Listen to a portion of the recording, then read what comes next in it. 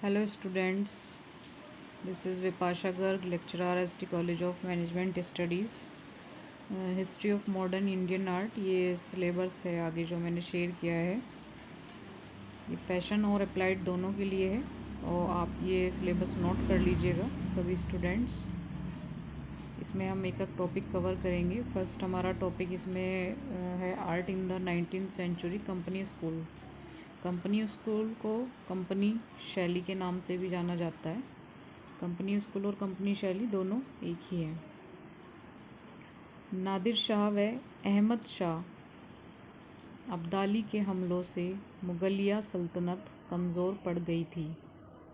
उसके बाद इंग्लैंड, पुर्तगाल, डच देशों के व्यापारिक प्रतिष्ठान भारत से कच्चे माल की प्राप्ति के लिए तथा अपनी औद्योगिक वस्तुएं भारत के बाज़ारों में बेचने के लिए मुग़लों तथा देसी रियायतों से रियायतें प्राप्त करने में लगे हुए थे। यहाँ पे इन्होंने ये बताया कि जो नादिर शाह था और अहमद शाह अब्दाली था, तो उन्होंने जब मुगलिया पर हमले किए थे तो वो सल्तनत उनकी कमज़ोर पड़ गई थी।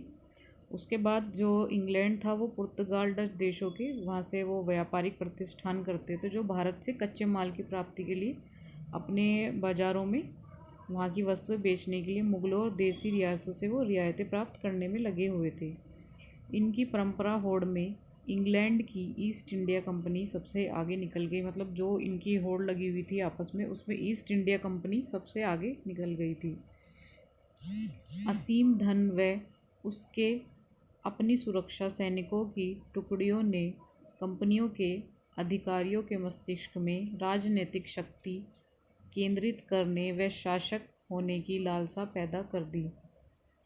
1757 में कंपनी का देश की राजनीतिक शक्ति पर कब्जा हो गया। जो 1757 में कंपनी का देश की राजनीतिक सत्ता पर कब्जा हो गया, जो 1857 तक निरंतर विकसित होता रहा। मतलब 1757 में देश पर राजनीतिक कब्जा हुआ था और 1857 तक निरंतर वो विकसित होता रहा, जिसकी प्रतिक्रिया 1857 के गदर में फलीभूत हुई। मतलब जो उसकी प्रतिक्रिया हुई थी वो 1857 में हुई थी। 1857 में देश पूर्णतः विदेशी सत्ता का गुलाम हो गया।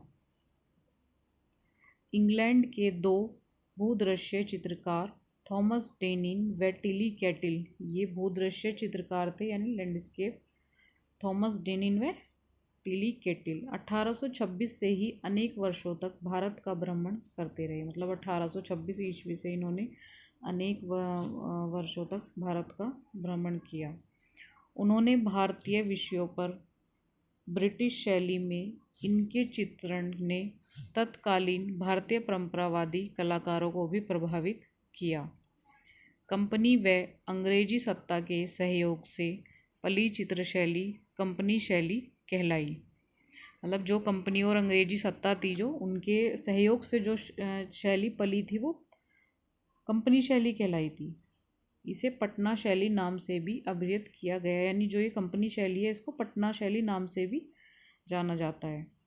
पटना में कंपनी के अनेक अधिकारियों की कोठियाँ थी। मतलब पटना में जो कंपनी थी उसके अनेक अधिकारियों की वहाँ पे कोठियाँ थी एवं विदेशी चित्रों का संग्रह तथा ब्रिटिश शैली से प्रभावित भारतीय चित्रकारों द्वारा बनाई गई मुखाकृति एवं सामाजिक जीवन के अनेक चित्रों का संग्रह भी सर्वप्रथम पटना में होने के कारण इसे पटना शैली नाम दिया गया।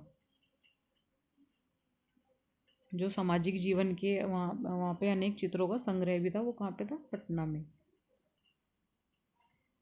बाद में कंपनी में अनेक अधिकारी लाहौर, दिल्ली, मथुरा, आगरा, लखनऊ, बनारस, तंजौर, सतारा, पूना, ये सब जगह के नाम है, आदि अनेक स्थानों पर फैल गए थे। मतलब कंपनी के जो अधिकारी थे सारे, वो इन सारे सिटीज़ में फैल गए थे अलग अलग जगह। अतः पटना वाली शैली भी समस्त भारत में फैल गई। इसी से अधिक व्यापक नाम कंपनी शैली दिया गया। इस शैली की सर्वप्रथम खोज 1943 में पीसी मानक ने की। ये जो शैली की इसकी खोज की थी पीसी मानक ने 1943 में। ये इम्पोर्टेंट लाइन है कि इसकी खोज किसने की थी। किसी शिवलाल चितेरे के चित्र पटना शहर में उन्होंने ढूंढ निकाले। मतलब ये चित्रकार का नाम है शिवलाल चितेरे। तो इनके चित्र पटना शहर में पीसी मानक ने ढूंढ निकाले थे। चित्र केंद्रों पर विभिन्न स्थानों, व्यक्तियों अथवा तत्कालीन जनजीवन में हिंदुओं के धार्मिक देवताओं व उत्सवों के सेट विक्रय हेतु बनाए जाते थे। जो चित्र केंद्र थे वहाँ पर अनेक स्थानों पर व्यक्तियों तथा तत्कालीन जनजीवन में हिंदुओं के धार्मिक जो देवता हैं और उत्सव हैं उसके सेट वहाँ पे विक्रय हेतु बनाए जाते थे, जिन्हें फ़िरका कहा जाता था। इसको ये भी इम्पोर्टेंट लाइन है कि फ़िरका शॉर्ट क्वेश्चन में भी आपके एग्ज़ाम में कई बार आ जाता है कि फ़िरका किसे कहते हैं। तो उसमें आप शॉर्ट में ये लिखेंगे कि जहाँ पे विभिन्न स्थानों, व्यक्ति तथा तत्कालीन जनजीवन में जो हिंदुओं के धार्मिक देवताओं व उत्सवों के सेट विक्रय बनाए जाते थे उन्हें फ़िरका कहा जाता था। इस शैली का जन्म भारत में विकसित मुगल तथा यूरोपीय शैली के सम्मिश्रण का परिणाम था। जो इस शैली का जन्म हुआ था वो भारत में विकसित मुगल तथा यूरोपीय शैली के सम्मिश्रण का परिणाम था। अब इसमें ये कंपनी शैली की विशेषताएं बताई हैं। फर्स्ट है इसमें प्रभाव। कंपनी शैली के चित्रों में यूरोपीय तथा भारतीय शैलियों के तत्व विद्यमान थे। यानी जो कंपनी शैली थी, जो उसके चित्र बने हुए थे इस शैली में, उसमें जो तत्व थे वो यूरोपीय तथा भारतीय यानी इन दोनों का मिश्रण था। किंतु यूरोपीय यथार्थवादी शैली की गरिमा तथा भारतीय शैली की विषय वस्तु व गौरवशाली परंपरा दोनों का अभाव था। मतलब जो यूरोपीय जो यथार्थवादी शैली थी उसकी गरिमा और जो भारतीय शैली की विषय वस्तु थी उन दोनों का ही इसमें अभाव था। तथा इस शैली का जन्म भारत में विकसित मुगल तथा यूरोपीय शैली के सम्मिश्रण का परिणाम था। मतलब जो इसका जन्म हुआ था वो जो मुगल और यूरोपीय शैली है उसके सम्मिश्रण का परिणाम था। इनमें सेकंड है रंग। इसमें चित्र प्राय छोटे ही बनते थे। मतलब कंपनी शैली में चित्र छोटे बनते थे, लेकिन टेम्परा के स्थान पर विदेशी कागज जल रंगों का प्रयोग अधिक होने लगा। मतलब पहले यहाँ पे टेम्परा का यूज़ होता था, उसके बाद में जो विदेशी कागज होता था उस पर जल रंग का प्रयोग ज़्यादा होने लगा। तथा प्रवृत्ति चित्रों में तैल रंगों का प्रयोग भी किया गया। जो प्रवृत्ति चित्र होते थे उसमें इन्होंने तैल रंगों का यानी ऑयल कलर्स का यूज़ किया। जल रंगों से बने चित्रों में छाया प्रकाश के द्वारा उभार, यानी जो आप वाटर कलर से चित्र बनाते थे ये लोग, उसमें छाया प्रकाश के द्वारा ये उभार या गठनशीलता दर्शाने के लिए पर्दास का प्रयोग किया गया है। थर्ड है विषय वस्तु। विषय वस्तु भारतीय जनजीवन, धार्मिक कथाएं, देवी देवताओं की छवियां, अंग्रेजों के दबदबे वाले दृश्य, नृत्य गान व कामुक दृश्यों का अंकन प्रमुख था। मतलब इसमें बताया जो विषय वस्तु थी वो भारतीय जनजीवन, धार्मिक कथाएं, देवी देवताओं की छवियां और अंग्रेजों के दबदबे दृश्य तथा नृत्य गान और कामुक दृश्यों का अंकन इसमें प्रमुख था। रेखाएं बड़ी महीन थी लेकिन उनका प्रयोग बहुत कम हो गया। मतलब रेखाएं इसमें बहुत महीन यानी बारीक थी और उनका प्रयोग इसमें कम हुआ था। अधिकतर परिप्रेक्ष्य व छाया प्रकाश का प्रयोग होता था।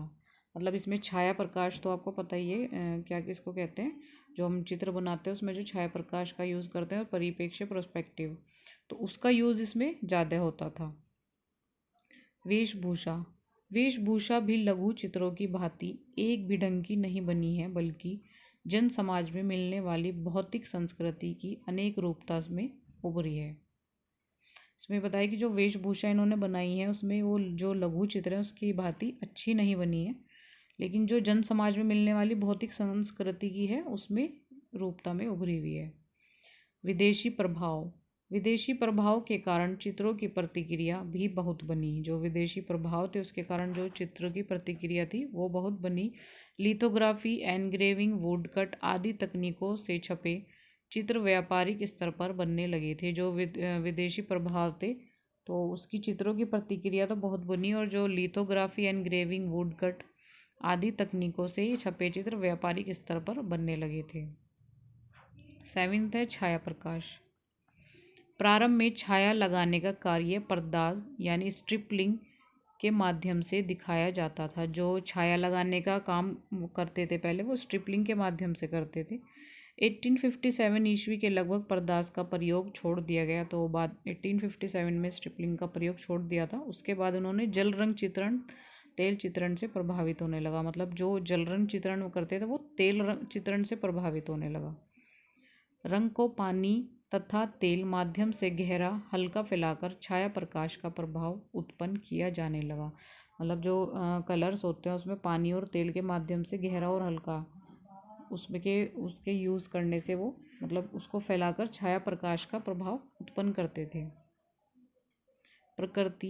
प्रकृति का बूंदी या मेवाड़ वाला अलंकृत रूप बिल्कुल अनजाना था। प्रकृति चित्रण यथार्थवादी होने के साथ किंचित अलंकारिक भी हुआ, यानी डिज़ाइनिंग, वो भी उन्होंने प्रकृति के उसमें डिज़ाइनिंग का भी शो किया था, अलंकारिक का।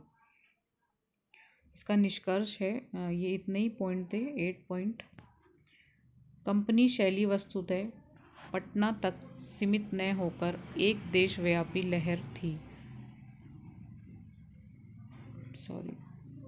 जो ईस्ट इंडिया कंपनी के साथ उत्तरोत्तर बढ़ती गई। इसी कारण कंपनी शैली नामकरण ही व्यापक व सार्थक सिद्ध हुआ। ये चैप्टर आपका, ये टॉपिक कवर हो चुका है।